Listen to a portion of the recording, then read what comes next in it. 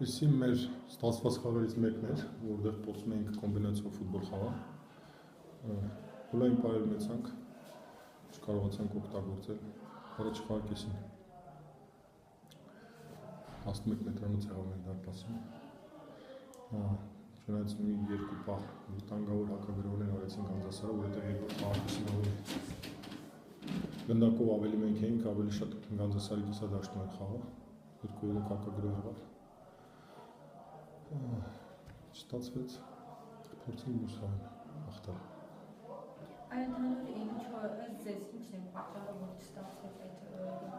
Կարծիքով վերջի հարվածը էլի պակասեց, գոլը պակասեց, մնացած ամեն ինչ կարծիքով ստացվել է, խաղը կոմանդան վերջի փոխանցումը վերջի հարվածը։ Այսինքն դուք ընդհանուր գոհ եք ձեր թիմի